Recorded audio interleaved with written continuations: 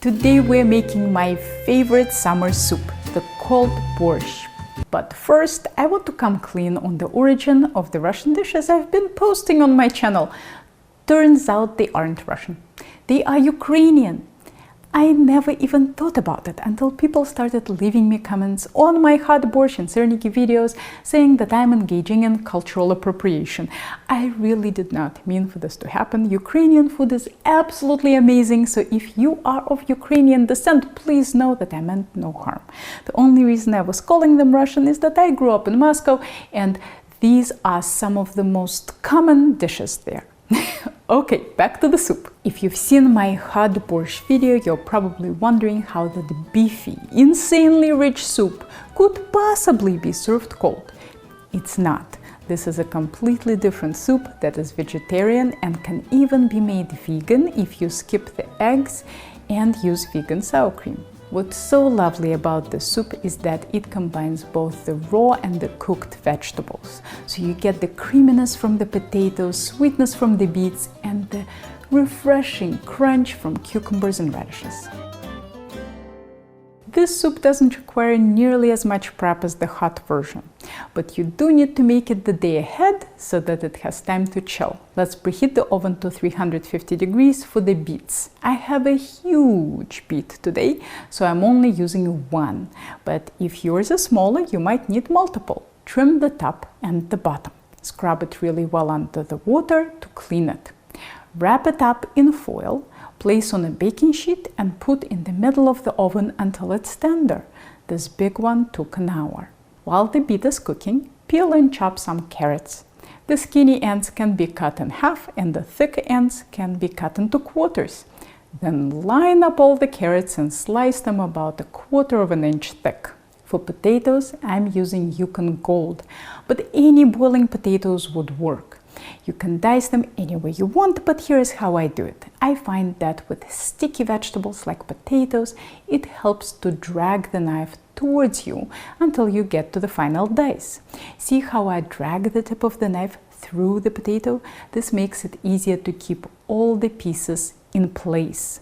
For the final dice, I switch back to the faster and easier push cuts, since at this point, it's fine for all the cubes to fall apart. Put potatoes and carrots into a large pot.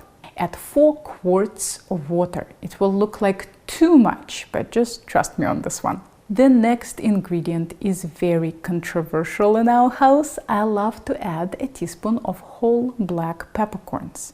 As they cook, they become very soft and fairly mild, but still peppery.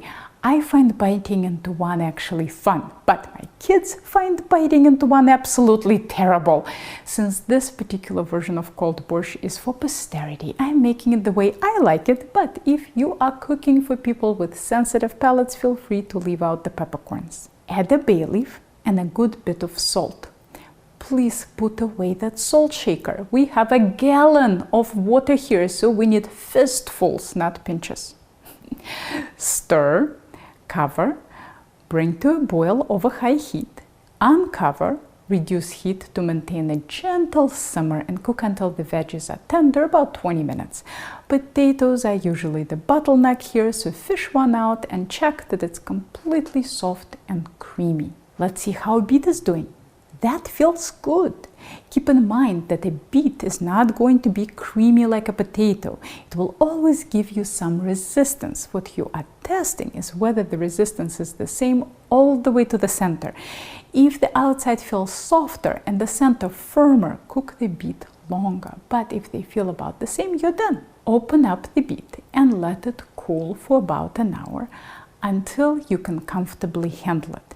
Peel the beet with your hands, grate it on the large holes of a box grater and add to the soup. Now comes the most crucial part of this dish, or any dish really, seasoning.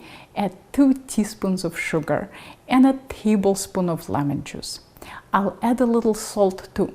I tasted the water for potatoes and carrots, but a whole beet just went in, so I'm sure we'll need some salt.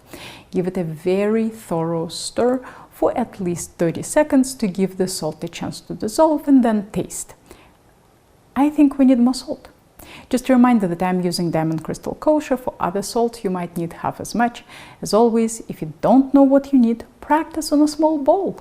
If you're from Eastern Europe, I'm sure you know what the soup should taste like. But if you've never had this dish, let me help you with seasoning a little. Salt is salt. If you're good at cooking any cuisine, you'll know how much is right. But sugar and acidity depend on the dish. A cold borscht is not a gazpacho. It shouldn't be overly acidic. You want enough sugar and lemon juice just to underscore the flavor of the beets, but not so much that it's in your face. Cool the soup to room temperature and then refrigerate it overnight. It should be served very cold. If you felt that there weren't enough veggies for all that water, that's because half of them aren't added till serving time. Here are all the toppings: cucumbers, radishes, hard-boiled eggs, the video for the eggs is in the description below, scallions, sour cream, and dill. This layered presentation might look nice, but the soup will taste a lot better if you mix everything together. What I love so much about Slavic soups are the layers of flavor and texture. If you're vegan, two toppings that could be great in the soup and would turn it into more of a meal are silken tofu and avocado. They wouldn't work for me because they would mess with my childhood taste memory, but they could work wonderfully for you. Here are more thought-provoking culinary videos for you to check out, and the link to my classes is in the description below.